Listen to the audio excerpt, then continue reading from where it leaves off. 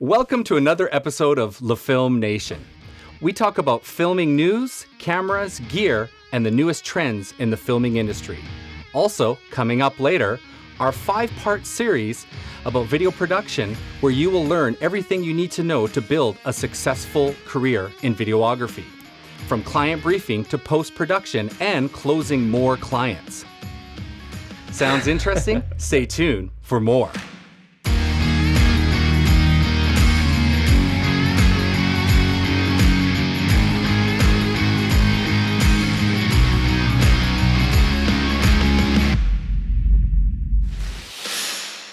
Welcome back. I'm Nigel from Cellar J Films, a videographer and filmmaker in Fukuoka, Japan. And William? Hey, I'm William from Accent Studio. I'm a photographer and videographer in Fukuoka, Japan. Hey, John. Hey, it's John Bear. I'm a traveling filmmaker and I focus on having few pieces of gear. So you could call me the minimalist filmmaker. All right, guys. Thanks for that. All right, so what we're going to jump into today is hot gear news. And recently, a pretty cool little thing just came out. I'm a big drone guy myself, and it is the DJI Mavic Air 2. Now, a little background. I'm a Phantom 4 user myself. I had the Phantom 3 standard, and before that, I had toy drones and things like that, and even little tiny whoops and things. So I've always been progressing, but I see this Mavic Air 2 as a pretty cool filming tool because it actually goes under the Phantom 4 Pro, which it's not as large. So if you do any traveling, the Phantom 4 sucks bringing it on airplanes. Yeah, for sure. I can't stand it. It's horrible. It's always my carry-on, so I always have to bring it with me. So it's like pretty huge. Yeah, it's just too big, you know. So I want to be the Peter McKinnon guy where I just pop it into my filming bag and it's like it's all one compartment, one thing. But 2 bags is no fun to travel with. So yeah, John, what do you think? Well, I mean, I've purchased a Mavic Air myself, the first one. And the timing couldn't be worse because now the Mavic Air 2 has been announced. And so I have an unopened Mavic Air 1, which I didn't know was the 1 until just a few weeks ago. So what to do about that? I want to upgrade to the 2, so I'm going to try to get rid of it while it's still packed and sealed. And we'll see what happens. You had the Mini there for a while, didn't you? I got the Mini too. The Mini is a lot of fun. I totally recommend it for anybody who is like entry level, such as myself actually. But unfortunately, it met its demise early while traveling in Turkey. I was doing a pan shot of this sort of old Christian temple, and then poof, you hit a tree. You know, you're going to the side like this, bam, and it's game over, man. I think Mavic Air 2 has the sensors. 360, don't quote me on it. I think its side doesn't have it, maybe back. I can't remember. We're going to look at it. Like front and back only. Yeah, because your only. small one didn't have any sensors, right? Yeah. The smallest one, right? Yeah. Phantom 4 Pro has saved me once where I did a pullback on an island and I pulled all the way back and I pulled off this island and I didn't realize a forest was behind the drone. And as soon as I hit the forest, the drone just went, and it just stopped. And I was like, I did a 180 turn and I was like, oh my God, I was about 5 feet from a tree. So that's my only time I've almost ever lost my Phantom 4 Pro. So sensors are a good thing. They do help. So for sure. Yeah. Save your skin. All right, cool. Let's just take a look at some of the specs. So let's head over to our screen. Okay, so here we go. This is the main page of the Mavic Air 2. And you're looking at a 1/2-inch sensor with 4K, 60 frames per second, 48 megapixel. And I'm not too sure. I think the Phantom 4 Pro is, 21 megapixel. So huge upgrade on photography. I believe the first Air is just 12 megapixels. Yeah, they went crazy on this one. Yeah, really. This one, the 8K hyperlapse. Ooh. I know. That's insane, man. That's insane. If you guys aren't familiar with this, I do not have this feature. The hyperlapse feature is basically you just send the drone into like a path and then it just takes a picture, and then it just puts it all together, it ties it together and things like that. So 8K is pretty awesome. It's all basically set and forget, just autopilot it, and it just does the whole course. So that's pretty cool. Comes with the Obstacle Avoidance 3.0, which is another awesome. OcuSync 2.0, and I believe that's 10 kilometers. Now, I don't trust DJI. There's no way it's going 10 kilometers, but I don't know. The range from range is from your remote, seems very, very far-fetched. Especially for a small one. I mean, it's not even top of the line, right? Yeah. But it's definitely not Wi-Fi. It's OcuSync 3.0 or whatever. Okay. Yeah, so OcuSync that's 2.0. that's actually everything else considered. This is the main reason I want to upgrade from the Air to the Air really? 2.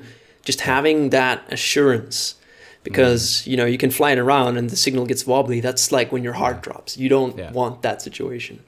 Yeah. So, My old Phantom 3 standard used to be a Wi-Fi, and it was horrible. Within 300 to 400 meters, it would just get horrible signal would come in. Wow. Phantom 4 has, I think, OcuSync 1. I might be wrong, but it sometimes has issues around Wi-Fi's and heavy areas and things like that. So I imagine this is the newest technology. That's what you're paying for, obviously.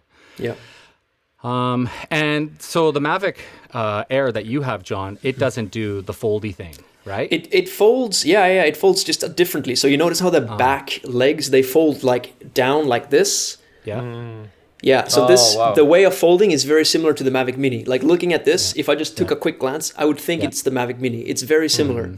But the difference with the first one is that the little pins that are on the front legs, you got to fold them down, and then the hind leg will fit sort of under the front legs when you fold it out. So the sequence of folding is different. The way they fold is different. This one I'm much more of a fan of. So I've had hands on of both the Mini and the Mavic Air 1. This is much nicer. I want this being able to just throw it in a bag. I don't have to worry.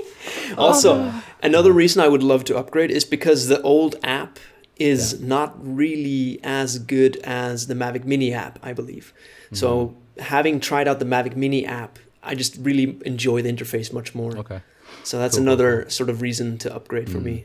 34 minutes is insane. You can't go through a whole 34 minutes. Good. That's insane amount of flying. So that's like 15 minutes more than the predecessor. That's crazy. Jesus, that's crazy. Very cool. So you can follow bikes, be the cool guy. Look at that speed chase. I don't know. That looks more like an Inspire to me, but whatever. We'll see. And then I'm not too familiar, but the HDR, I guess that's, what is it? Multi-layering the images on top of it. Is it stacking? Is that what it does? Okay. Yeah. Is it doing multi-exposure and stacking? Wow. Yeah, it stacks it on for you. in video or in photo? This is in video. HDR video, dynamic by Wow. default. The secret to incredible HDR video is a high-performance quad-Bayer image sensor. A single frame separates exposure. Blah blah blah. You guys can read all this. But Yeah. Oh, maybe it's like some kind of oversampling. Like it's that's why they use a 48 megapixel sensor. look at the dynamic range. Look at that. Yeah, look at that it's pretty mount in the crazy. distance. Holy crap. Like the difference between like the sun part and like the foreground, this kind of structure, like the shadows are really like not dark at all. Like, And you actually get some color in the ground as well. yeah. It's pretty crazy. That's awesome. And wow, you can be a camel guy. You can film camels. Hey, there you go. It's perfect I for know some somebody living people in who live near Dubai. camel. Some people Too many live in the camels. sand. Yeah. So definitely, I definitely would love to upgrade to this. Yep, I got my eyes on it. So hopefully I'll be able to play around with it soon. Yeah. That's cool. Yeah, it's very cool. Wow. So yeah, I that's love it. That's that. it. That's the hyperlapse. A little secret, you actually set up a waypoint flight. So you would do this flight in the morning and see how it's moving from light to day. So I know a guy I think he's the Philippines. He works for DJI. And what he does is he sets up these waypoint flights where he flies to the area in the morning. And then when he reaches the peak, he'll fly from 5 to 6 at night, continuing at that exact point. And then he'll splice them all together and do like this like morning to evening transition. It's the You most showed insane me. thing you'll ever see. You showed me like so the thing is able to reproduce the exact same That's pass right. twice. Like motion controlled camera. I can even imagine this crazy. technique being super useful for like cinematic projects. Like there's a lot of like VFX that involved having two cameras where you splice together. Like let's say you want to have this is a little far-fetched, but imagine you're doing a video with a hologram character and like a other character, or you want to clone the same person. Doing the waypoint flight would be something you can do with that. Splicing two videos together. Yeah, you're able to mix two videos or have a video with an actor and another one with a clean plate with no actors in the frame. Yeah, that exactly. kind of stuff. Yeah. That's pretty cool. It's a very useful tool.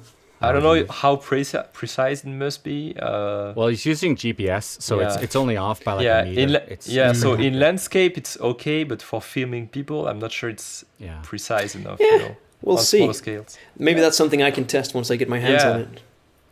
And, if you are into this, I sometimes use these modes like the circle and, these things, the rocket. I haven't really been using these.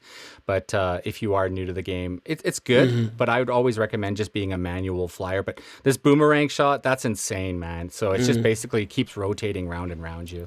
So with the Mavic Mini, it had all of these things. It's really cool. But I always noticed I got better results by doing it myself. Yeah.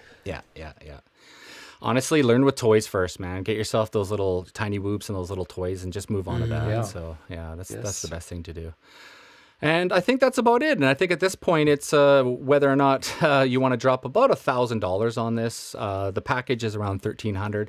I personally was thinking of maybe selling my Phantom and maybe getting into something like this. I don't know if I could sell it for $1,000, but I was thinking about trying to sell. I got 3 batteries, so maybe put it together as a package. So Medicotti's really good if you're into reselling your gear. You can do quite well reselling it on those auction type websites. So something to think about.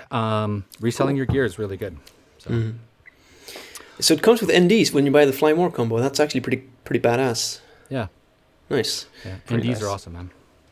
Cool. All right, so I'm done with my little, droney thing, and I think William, go ahead. So there's one news. I mean, everyone's been talking about it. It's a little cold news now, but anyway, I want to talk about it. The Canon R5. Do you guys heard about it? Yeah. Yeah. So the whole thing that everyone's talking about is 8K. So is 8K gonna be finally like consumer available? Is it useful? How good is it actually gonna be? I don't know. I don't know. Like it's like everyone's excited, like saying it's a Sony killer or a Blackmagic killer. I don't know. I'm sure you would have something to say about it being a Blackmagic killer. I know you're a Blackmagic lover yourself over there. So I mean, I've worked with footage from the EOS R before. Even 8-bit, it's not bad. Even the 1080 is pretty good. And the very good thing, I mean, I love also those cameras because the glass is just magnificent. It's just beautiful images. But the focus, I mean, the focus is just the best. Like you can't fight against that with a Lumix or with a Sony. But when it comes to colors and the RAW capabilities, I don't know. I've heard that the 4K, even the 4K RAW on cameras like the C200 or C300 maybe, is like pretty heavy to work with in post-production. It's very slow, the playback. So I can't even imagine like 8K RAW, what it must be. Like what kind of computer are you gonna need to play that? I don't know. So lots to consider, huh? Well, For myself, I mean, I've been shooting 1080 and 4K a lot, and honestly, before I started shooting 4K, I wasn't even sure if I needed 4K. Now that I'm shooting 4K, I'm like, I need 4K. So it really depends on where you're coming from. But I think if we're talking from the consumer perspective, like who's watching your video, in the end, 1080 is still really, really good. Yeah. So the whole 8K race, I'm not too hyped about it at the moment. 4K for me is still like amazing. I agree with you, like on that. I was also like, well, 1080 is enough. And actually, when you get a 4K camera, you're like, oh, this is so good. And I agree also that 1080 is usually good, except actually when you're uploading on YouTube, I think that the 1080 on YouTube is not that good. I mean, I can make a wonderful, like a beautiful 1080 export from my program. Like I edit, I export 1080, and it's beautiful. And then YouTube is just gonna destroy it. Destroy it, like especially on scenes where it moves a lot, where you have a lot of things in the frame. Yeah. What's it called? What's it called? The lines that you see. So like, you know, when you're looking at a compression. video, Compression. is that a compression, like a codec thing, or what is that? Like yeah, when codec. Like when you get like blocks and stuff. Yeah. The blocky thing is like compression. Basically, it's trying to bin lots of pixels together, like pixels that look alike. They try to bin it spatially and also temporally.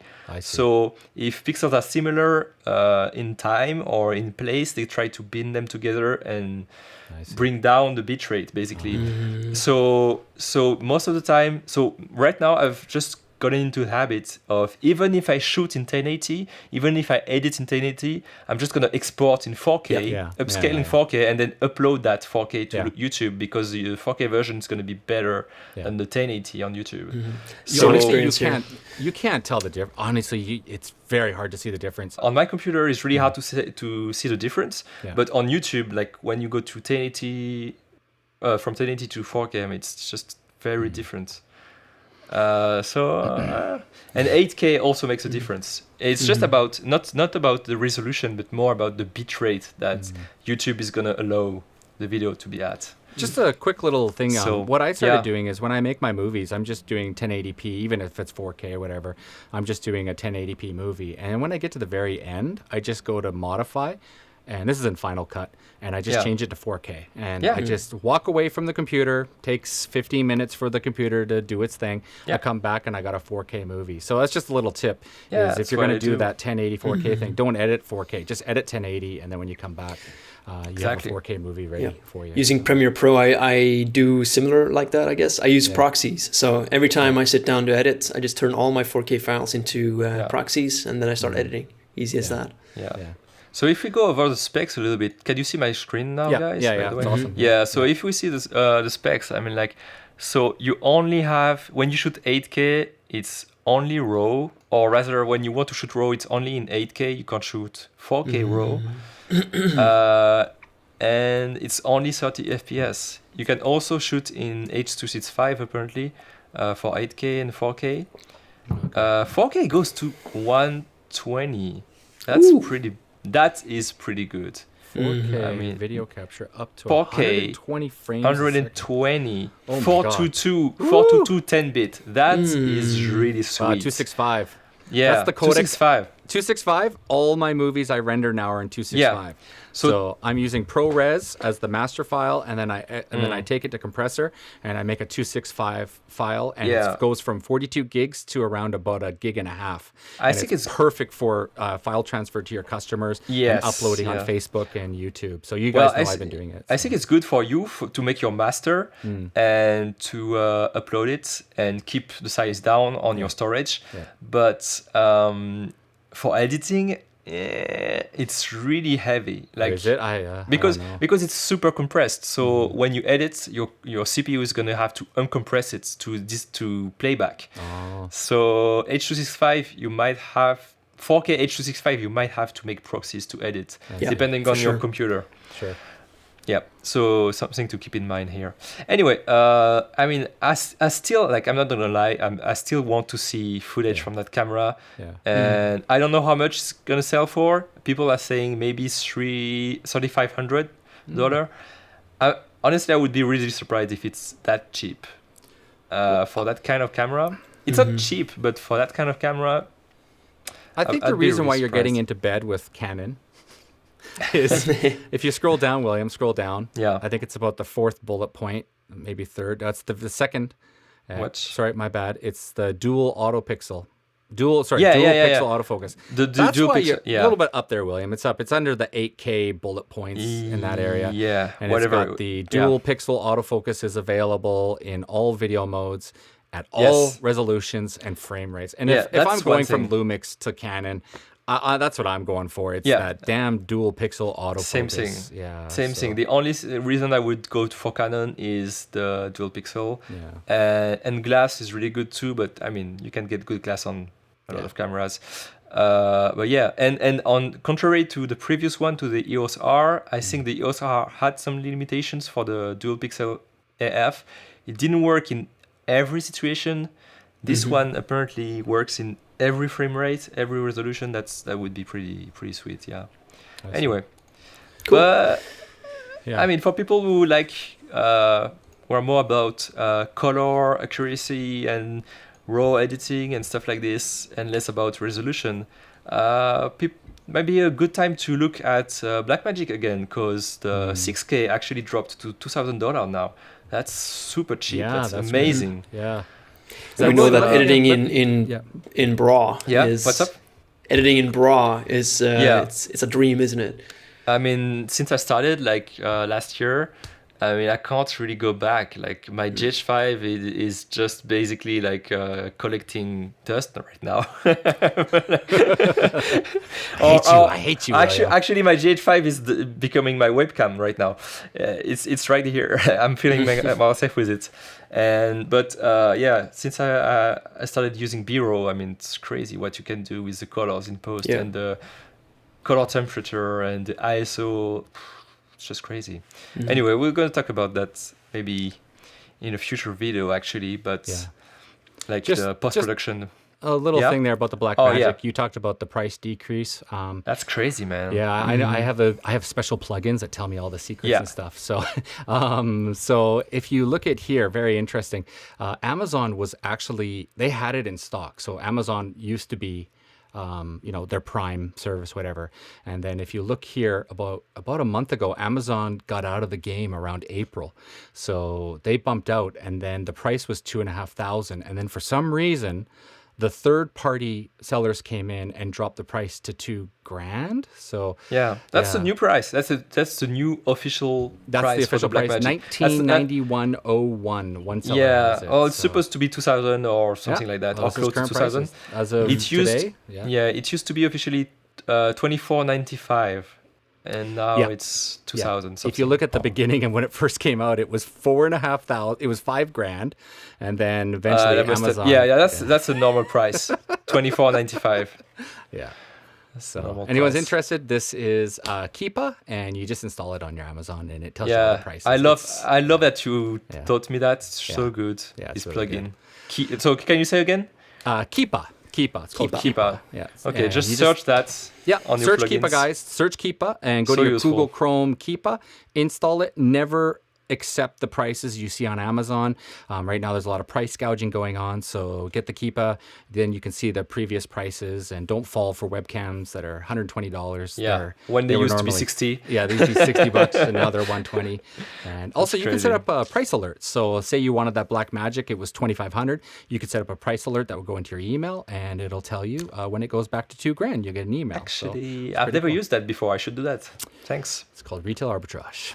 All right. All right. Sounds good, guys. So let's move into the next part of our conversation. So we're going to go through client briefing and understanding the needs of the client. This is the first part that we're going to go about today. Next time is going to be pre-production, and then third part production, so filming on set on the day. Cool. Third part post-production, obviously, so editing, color grading, all that kind of stuff, that sweet stuff that you like. And the fifth part is just so once your project is done, how to upsell your client or find new clients using what you just done. Basically, you're gonna go over a lot of stuff. Yeah. One thing I like about these Zoom calls is it allows us to get together in a three-way conversation and talk about these topics. We all have different, areas that we're good at and have lots of experience through our age and wisdom and whatnot. And it's good to get together, talk about it. You guys are listening to it right now, which is really cool. So as we're, conveying our information out of our brains and things like that, it's good for you guys to hear what we have to say. And that's why we're actually making this series is, it's, we don't know sometimes what we're going to say. And it's just, off, what do you say, John? Off the lib, off the, what's it called? Off the cuff. Off the cuff. Off the cuff? Right? Off the cuff. Yeah. Be careful saying that 3 times. So, yeah. So the first topic, William, what are you going to be talking about? It's briefing? Is that what it was? Yeah. So, a big thing, some people... So we're going to start this series assuming that you got a lead. Maybe you got a lead to a client. You got your first actual meeting with them. They're interested in your service. Yeah. And so some people are really good at just getting the client, but then they kind of fuck up the interview and they don't know how to ask about they don't know how to get a proper briefing, and then that can lead to many problems down the road during production, many misunderstandings and that kind of stuff. So it's really important. Yeah, are you gonna? Yeah. So I didn't mean to cut you there, but I have something to say on the topic. Yeah. That's something that happened to you. I mean, that definitely happened to me before, like not managing client expectation properly, or underselling myself, or that kind of stuff. So the first thing I want to talk about is really understanding your client. That's very important. And that means many things. Understanding what is the size of your client, first of all, what kind of business they are. Have they already worked with a videographer, photographer, graphic designer before? Basically, do they have any branding? I mean, if you're looking at this topic with us today, you're probably kind of a beginner or getting to it. You're not you're not a veteran. So we're gonna assume that your client is not super big. It's not Nike, right? It's gonna be maybe a shop or a small company, and maybe they never worked with a videographer before. So the first thing you want to ask is, have you ever produced stuff? Have you worked with someone before? What was good about it? What was bad about it? And it's very important. You can get a lot of very good information from that. If they say, oh yeah, we worked with that guy before and we didn't like this and that and that, that's very valuable information because, Well, I mean, a lot of the stuff you're talking about is part of the sales funnel as well. So asking all these questions and all that, it's a lot of the times it can be part of acquiring the client in the first place. So sure. There's a great ebook that I read. It was recommended on the GH5 Facebook group. It's called Video Selling. And in this video selling, he has a survey template where you can send this. So you've already somewhat qualified a client that's interested in a video. You then send them this survey where you ask a lot of the questions that you just mentioned, but the point at which you're doing it is before you make the sale. So what you're prospecting is not just how to make the project, but also how to price the project. So that's why I'm going back and sort of cutting you off here, because I think we need to really mention that when you're prospecting, it needs to be done before the sale. Because you don't want to get to a point where his expectations is for like something that's way beyond budget, and then you have to break the news to him. So this way, you can sort of try to get the clients that have the budget that you desire. If you desire like a bigger sort of project, if you guys want, I can run off real quick what the survey. Shall we say survey questions Go are. search for the survey. Go. I have it right here. I have it. Okay, go for it. So that's something I wanted to go to say, like exactly as you said. This information is not just for making the project; it's also for pricing yourself correctly. And so you can. I mean, you could do that, like you said, like with a survey before the first meeting. That's also very good. So if you need to be more prepared, or if you're more of the talking guy, you're very persuasive or confident when you talk with people, you have good social skills, maybe it's better to do that in person. I would say that the survey comes first and then the in-person comes after. You can't really do it without one or the other. Okay, just tell me, so what's in the survey? Right, so the survey, the benefit of the survey is that it kind of makes the client also chase you. It puts you on a professional pedestal, and it pre-sells you as this professional because you're asking the right questions that are checking off all the boxes, so to speak. Exactly. Right? And so you don't have to waste your time with a video call before you've qualified your prospect through this. Could you put this on your website? Could you put this on your website, for example? Can you share your screen, maybe, John? Actually, let me share my screen. Actually, that's a great idea. We made you co-host, so it's easier that way. Right. So. This is one that I made for a hairstylist here in Dubai. So I bet there's a bunch of people named Jalal. So Jalal is anonymous for now. He's watching. But basically, right now. So the first question is the most important one, which is, if we were chatting 12 months from now, what would need to have happened for you to feel this project was a success? And so that makes them think, oh, actually, What do I If want you out were of this chatting video? 12 months from now. That's the sentence is a little complicated. Yeah, basically it's asking what's the end goal of the project. Yeah. Basically, Yeah. what do Basically, you yeah. want? But What do You you it see want? this makes video in them- 12 months. Yeah, right? I was gonna go over that this too, but yeah, okay. But let me mention why this is so Yeah, yeah. important, because this already is a powerful persuasion technique, which is known as making them think past the sale. So now they're imagining all the good benefits of a successful project. Yeah, And And then you're coming in slapping right off the bat. they're- You're just like, they're yeah, already hey, projecting. already, you know? Yeah. exactly. And then the next I question see. is sort of the opposite, where it's like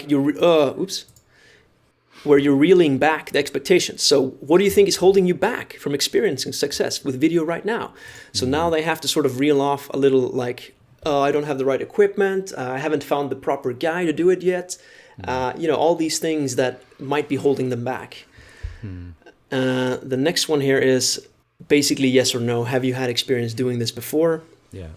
That's a really good one. Have you had any experience working with a videographer? Yeah, and William mentioned that many times too. So I know it that's the is William super technique. He important. does that one where he asks, photography-wise, what happened, and then he learns from those mistakes, and because he says, then he gives a then you solution. can, right? Yeah, exactly. And when they say all the things that were bad, when they're complain basically about the previous guy, you can use the mirroring technique that Nigel loves so much, of saying, oh, you didn't like that, right? That made you feel like he didn't do his job properly. Okay, yes, So- you can repeat what the person said. Or I'll you go over the didn't mirroring, like but the mirroring is yeah. basically the last 3 words they said, you repeat it as a question.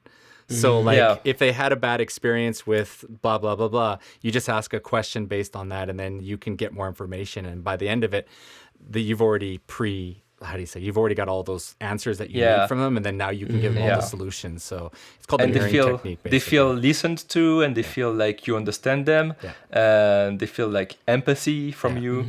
Instead of just going it's into the really meeting powerful. going, I'm a videographer, Yeah. I'm a 4K specialist, So- I've got a gimbal, and I'm a drone guy, I'm gonna kill it, right? And it's Exactly. Like, you don't go in That's- there like that, right? That's what we're going towards actually with this whole first part is don't go talking about yourself. Yeah. It's good to explain a little bit about what you do at the end, but listen to your clients. Like you want to ask them as much question as possible. Yeah. And make them feel understood. Yeah. So Absolutely, yeah.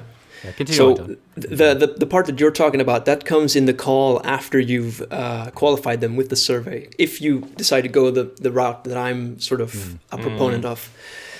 So as you can see, the next questions, they're all just talking about the pricing. So it's what is the product? Then it's what do you typically sell this product for?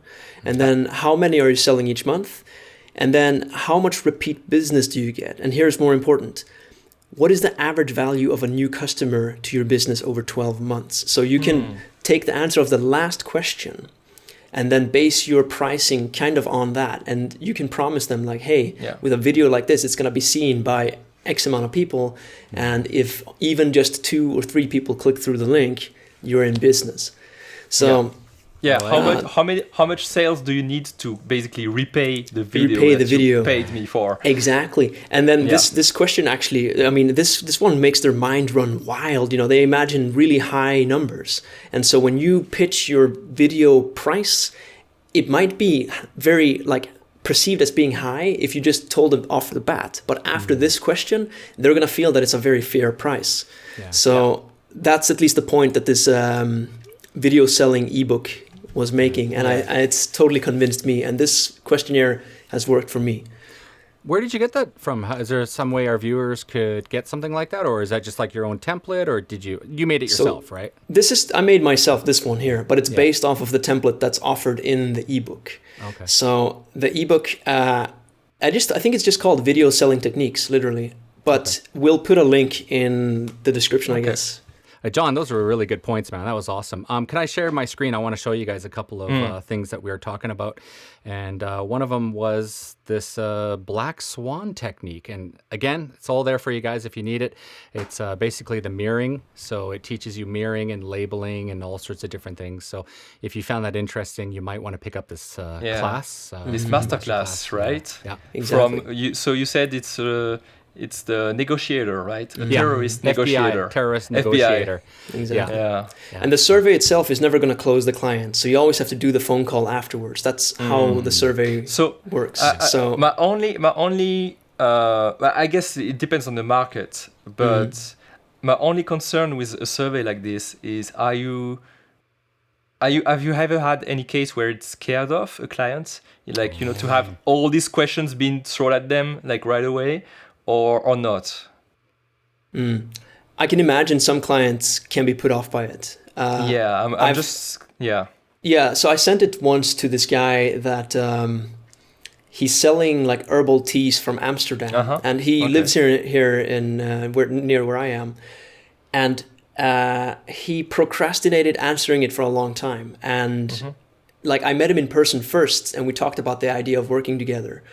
So I think sometimes it can feel overwhelming, but I also think once you get them to actually fill it out, and they love to talk about themselves. They love to, you know, because the survey has a lot of value in it for them as well. Just making them consider these questions before hiring someone, even if they don't end up hiring you, is a lot of value for the client. So yes and no, I would say, to answer your question. I think it's provides Depends a lot on of the value clients. to them. Yeah. One thing for sure. I always heard in Japan is never diss. This is what someone told me. He does tourism videos in Japan, and he said, you never diss the client. Yeah, you never diss the client or the person who made the video. You just show them the problems in the video itself, and then you show them the solution. But he said in Japan, you never ever say that drone shot was horrible. Now, don't get me wrong, I've done it too. But he said, Nigel, stop doing that. Don't do that. He says, what you do instead, you say, hey, you notice in that camera angle how he just popped up is really fast? His settings were a little too high. In my particular situation, my settings are lower, and you get a more cinematic look in my footage. So that's something you might want to think about is, you know, the gimbal settings. And now the customer, the client is like, oh, gimbal settings? Really? And they might ask the other guy, well, what are your gimbal settings? Nigel's saying his are cinematic and slow. Are yours cinematic and slow? And so instead of being, you know, a dick, you know, and it's hard for me. I'm a dick sometimes. But I mean, you know, just put that little, nugget in there and the information for them. So basically, this is more on the thread of educating the client. That's always what we should do. The client. Instead of scolding them, or scolding the person that made something for them, or critiquing, you're kind of trying to educate. Okay. I'm sure in photography that happens all the time, right? It must be so strict in photography. But I try to educate without talking about the technical stuff, because the technical stuff, right away you see people going, what? What are you talking about? Aperture? What is that? Don't go too much into the technical stuff. Like, you can say it as in like, oh, you know your stuff, but don't try to expect that the person in front of you is going to understand aperture, frame rate, whatever. But you can say, oh, I'm doing this for this reason. That's fine. But getting back to this, like critiquing, you know, the videos. I did a sports gym video, and the videographer who would come in, he could never do a good job of their gym. He was using a cheap camera. It was always underexposed. It was dark as heck. It was horrible. And sorry, but I mean, it was. But when we talked about it, I said, look, you know, I'm going to be able to come in there smoother. I'm going to bring lights. I'm going to be able to do interviews with professional microphones. You're going to see a way different level. And he said, for the first time in 10 years in our gym, we actually got a video that we're proud of. And he said it took him 10 years to get a video that he can actually show off. So, you know, it just shows that if you know what you're doing, you know, you can wow the customer. So, So that's basically you put that into application. Like, basically you have the client tell you about the past projects, and you bring to the table what you can do better. Basically.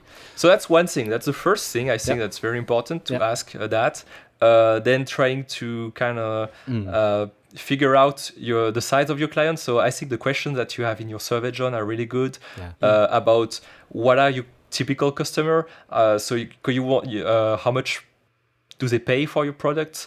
So with these questions, you try to figure out, are they a luxury brand? Are they very cheap and cheap brand, high volume, cheap price, or low volume, high price? These questions are very important because gonna try to figure out what the budget of the client is, even without asking the question. I still think it's a good idea to ask for a budget. I think the tonality when you're asking it really matters. This is something I learned from none other than the Wolf of the Wall Street himself, Jordan Belfort. He says, so he has a video selling course too, which I really enjoy. He says, when you're asking for the budget, just ask like how much money do you have writing on this? Just a ballpark. Like the tonality of it makes it like it's not a big deal. Yeah. Of course, like I haven't practiced the tonality, but the whole like just a ballpark, like you have this sort of like reasonable guy tonality where it's like not a big deal. And that is a really nice way to directly ask it without asking like how much money do you have, like because that's when people set up their defenses and they're like, oh shit, this is a shark. And it's good to bring it up then after, like you said, like after you've talked about their clients, how much money they make, and because now they have perspective. And like the thing, I really like the thing you said about like in 12 months, what I was bringing. What will have had to happen for you to think of this as a success. Yeah. So one thing, by way of seeing it, usually what would be just what's the goal, like. So there's what's the purpose of the video, like are you trying to bring awareness to your brand? Are you trying to get more clients? Are you trying to get subscriptions to a service? Are you trying to sell a product? All these questions, it seems basic, but all of this, and and then what's the message that your brand want to put forward? What kind of like, are you like very dynamic, very sportsy brand, or are you very luxury, very high end? All this kind of stuff is very important. I know one client, he wanted a good video for his website. It was so basic because if they stick on the website longer, the bounce rate is lower. And previously the bounce rate was like, 90% or something. They'd stay on the website for 10 seconds. And then after my videos went onto the website, he said the bounce rate just went straight down. That's good. People stayed on the website for like a minute or two or something like that. So he said Google SEO just started ranking them up higher and stuff like that. So that's another aspect to think about is that's a good one thing you video can bring can up. really make a website jump up into the Google rankings. So. That's something you should educate your clients on. And that's exactly. news to me right now. So I'm going to use that. You have to bring it up. You have to bring it up. You have to say, that's one thing also. So that's a very good point, because often clients say, oh, I want a huge video. I want it to be like 10 minutes or 5 minutes. Yeah. And when they say that, you don't dismiss them right away, but ask, what is the video going to be for? Where is it going to be posted? Is it going to be on Facebook, on Instagram, on your website front page, on YouTube? Yeah. If it's anything but YouTube, you probably want a video that's 30 to 1 minute, not longer. Like, and they need to understand that. They need to understand that people don't watch stuff that's longer than that. Yeah, for sure. I mean, that seems obvious, but unless it's this podcast. Yeah, well, it's on YouTube. Guys. It's on YouTube. Yeah. Don't go. It's of course, because it's content. It's content. It's not a commercial, so it's okay if it's long. It's bringing value. We're giving free value. Yeah. It's not Stick around. It's not more value around the corner. Yeah. But if we were to make a promotion video for that podcast for people to watch it, I would make it 15 seconds. That's true. Yeah. That's a good analogy. Yeah. So well, I mean, you watch a U.S. commercial and it's like Domino's pizza, delicious pizza, blah blah blah, and the guy boom boom boom boom, and like the thing takes 20 seconds. It's like okay, I get it. Yeah, you got a new two topping pizza for $6.99. Got it. I understand, right? So not sponsored by Domino's though. Yeah. I wish it was. No affiliation. So that's why it's very important to ask, where is it going to be posted, and what's the actual aim, like concrete aim of the video? Is it to bring them to a website that gives them more detail about your service? Is it to make a direct sale? Is it to have them give you a phone call? All of this is very important. Just so we the first topic we hit was briefing, and then the next topic I just checked was purpose, and I think you just killed purpose right there. That was it. Killed it. Yeah. The purpose of the video. That's done. Bravo. You got purpose perfectly. So we talked about the target audience also. So the target audience is your customer like very high end or whatever. Like are they foreign? Are they like all over the world? All that kind of stuff is very important. Yeah. The message we kind of talked about, the message of the brand. Yeah, I mean, yeah. It's what's the message of the video basically? Well, we talked about it. Yeah, a lot. The message. I mean, sometimes there's marketing campaigns, so. I mean, it's about, so what's the message? Is it, well, we talked about it already. Is it just brand awareness? Is it our values, for the brand? And it's just, like some big, but it's more like big campaigns who do that, big companies that want to have like a nice image. Or is it just selling a product? There was a GH5 video, I'll always remember it, and it was so funny. It was a storyboard, and it was like the guy had chicken scratched the storyboard, and it was like, guy gets up, goes to the pool, girl comes over, sits next to him, puts, I think, a drink down or something. It was, I can't remember what it was for, but it was by a pool. Then he gets up. I think I've seen this. Yeah, and he picks up the light, and then he brings the light to the table, and they have a romantic dinner. And it was so funny because he showed the shot next to the storyboard, and it was cut perfectly to the storyboard, but the storyboard was funny. It was like drone shot, nice. Epic, like sunset shot. It was like perfect. And it was so simple. It was like maybe 8 or 10 shots just shot perfectly, cinematic as AF, and it was just gorgeous. And I was like, man, as long as you get the storyboard figured out and the message, it was like, this light or whatever it was is perfect for the pool and also a romantic dinner. And it was just, it was perfectly And that's shot. a very good segue to talk about the fact that we're going to talk about storyboard. It's super important. I know very little people who use storyboards. That's right. But when you're actually doing a commercial campaign and your video is going to be very short, I mean, and if your production involves many actors or actors, like people who just are gonna appear in your video and many locations and stuff, you want to do a storyboard to figure out before the production day. Ooh, here we go. Nigel's got his storyboard ready. Can I talk real quick about the mistakes of not doing a storyboard? I can tell you my experience. I kind of wanted to keep all that topic for next time, but maybe we can talk about it. I can just tell my experience. This is a lead. Yeah, please guys, stay tuned for next episode. We're gonna talk where John tells his story about how he messed up by not having a storyboard. By not having a storyboard, So anyway, you're right. That's the next. The storyboard is gonna help you also know how long your production is. So anyway, let's go back. So from these thoughts, also let's go back to the meeting with a client. You also want to figure out, based on the budget, are you gonna have, how long is your production? How long can you afford to shoot? Is it gonna be one afternoon? It's gonna be a whole day? It's gonna be 2 days? How long is the edit as well?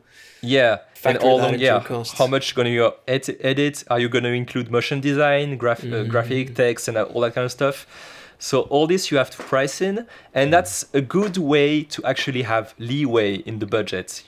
Like if the person says, "Oh, my budget is only $1,000 or $2,000," and you usually like to work with a big story, like doing a proper storyboard, have a whole day of shooting and many hours in editing and graphic design, and that's usually $4,000. Then maybe you can say, okay, for $2,000 I can do like less preparation, but it's not going to be as good. You have to kind of manage the client expectation. That's the last point. Can I throw a wrench into your system? But what if the client doesn't have a lot of money and you're kind of desperate and you need the money and they're like, I want a super video, and you're like, okay, fine, I'll do a super video, but it's going to be under budget, and you know you're going to spend 25 hours editing it, but then for your resume it's a killer vid because you wouldn't have had the opportunity to be with that brand, that client, or whatever, right? Of course. So that's the balance that you have to find between the client's budget, your expectations for what is your value, how much do you want to get paid, and versus your experience. Like, can you actually pretend to those rates if it's your first or second or third video project for a client? Like you said, is it going to be useful for your portfolio? If you kind of make a mental Venn diagram, of like, is it good money for me, or is it like gonna be like good for my portfolio, or is it gonna be that much work? So you kind of have the balance. On this thread, like what type of client is this? Can they afford it? Obviously, outside your like your raw budgeting numbers, you have to also consider like how much money does the client have? Because a lot of the times, if they can afford an expensive service, you should give them an expensive service. I'll give you an example. If you were hired to make a video for McDonald's, which is a crazy example, you know McDonald's has money, and you know like if the video is a success, they're gonna make a crap ton of money no matter what. Then you can price your video really high, even if the budget for the video itself is only like $400. Like if it's a really cheap video, if you just you shooting a hamburger spinning on a plate, then you know. But the client is McDonald's, so you have to price yourself accordingly. And they're making a huge amount of money from selling using your video. Exactly. So like you consider how much. They're going to transform the value that you give them into a lot of money. Yeah. But if you're making a video for the new pop-up cafe around the corner who doesn't have a lot of money yet, you might want to do it because they're in your neighborhood, they're your friends or something like that. And then, you're not pricing them. You still try to fall within your budget. Try not to work outside like what you can afford. You shouldn't lose money on it. But at the same time, you find a fair price for that meets that client. I will say one thing about your example. It's not to diss your argument. The argument is valid. But one thing actually I found out when I was working in Paris in a communication agency where my boss used to work, like we had pretty big clients. And what you find out actually is that very, very big clients don't actually pay that much. It's kind of like a weird curve, like very small companies. Compared to Japan? It depends. It actually doesn't have so much to do with the size of the company. I found like you have sometimes very small companies who make very good business, and they can afford very good, or they deem that it's valuable for them. Like they value good marketing and good video, and they're gonna spend a lot of money. And sometimes you work for very big brands. We've worked for LVMH, like the Louis Vuitton group, basically, or any kind of like pharmaceutical company, that kind of stuff. And they don't pay like crazy dollars. Like they pay good, like correct, but sometimes some other brands they squeeze you, like they squeeze you like crazy. So they can because they're like, hey, we're a big name brand. If you exactly. And this this goes back to music bands. Music bands are hilarious. They do this all the time. If you make a music video for me, you're gonna get, when we're famous, we're gonna always talk about you and stuff. And music bands do this all the time. You get to like a peak, like there's probably the middle ground, and then you go to like very high, like big name companies, which are gonna they might be able to pay you less because first of all, like for your portfolio it's good, and secondly because they can search for many people. They can just like do I don't know how you call that in English, but something where you just like call for basically work. Everybody wants to work for them. You just say, oh, we need this new project, and then 30 communication agencies just them. Exactly. You get 30 people like. Or 30 companies going like, oh, this is my proposal. And they can choose. So exactly. So you're fighting with the proposals from other videographers. So I think when you're starting your career, don't like focus. Don't think so much. Oh, Nike or BMW is my dream job. Even if you get it, it might not be as good as you think. So I want to jump in here and say the hypothetical peak that you're talking about. I think probably why real estate videos are so popular now is because they fit very nice in there where they're willing to pay a lot of money because they just got to sell the property one time because they can only sell it one time. And it's millions of dollars. If they do sell it, exactly.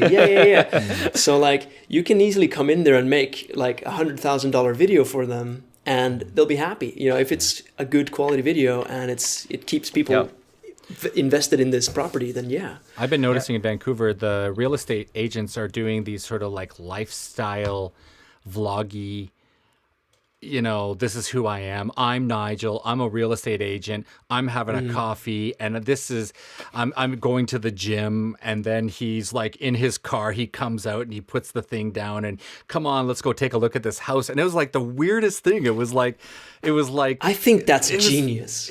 But he only had like 8 views. It was like but still, but it was dope. It was like, oh wow, this guy's dope, right? Like, I think that's genius because I think real estate agents, they have this reputation reputation of being kind of sneaky about like hiding certain things from you. Yeah. This is a weird example, but have you guys seen the movie Seven with Morgan Freeman and Brad Pitt? Yeah. So Brad Pitt moves into an apartment, and they say something like, "Oh, we thought it was suspicious that the real estate agent only wanted to show us the apartment 5 minutes at a time. Once we moved in, we realized it's because it's next to the subway, and the whole apartment shakes every 5 minutes." Yeah. Right? So that's an extreme example, but I think real estate agents, they have this sort of sneaky reputation. So I think that guy, he's a genius because he's like, I'm one of you guys. You know, he's basically an average Joe, and you want to trust the average Joe. You know. I'm contemplating whether or not real estate's a good thing to get into myself. Like, anyways, I know that's a whole different thing, but I just wonder if it's a good thing to get into. It looks lucrative. Like you could do, 3 gigs a week, $2,000 a pop. That's like $6,000 times 4. That's like 20 grand. Like it looks lucrative. It looks cool, but I just don't know if I want to be filming an empty house every, 3 times a week. It's like, oh, another house. Like, am I gonna fall into the rut of becoming a real estate videographer? Right? I mean, you can do a few amounts, like a few amounts just to make some butter and make some butter for the cheese. Well, I think that's a whole other topic in itself. Just to make some dough. The different client niches. Yeah. So I guess we're talking more generally about clients, but Yeah. we could, if That's a topic. enough of you guys want us to talk about client niches, I guess we can do that in a future episode. For sure. Hey, it's one very thing I important. wanted to just tap into. So you've got the client and you're sitting in front of them. You've got the survey, and the first thing they're gonna ask, they do this every time to you. They'll say, "Show us your stuff. Show us your demo reel. Yeah. What have you Here done? it comes. Here it what have you comes. done?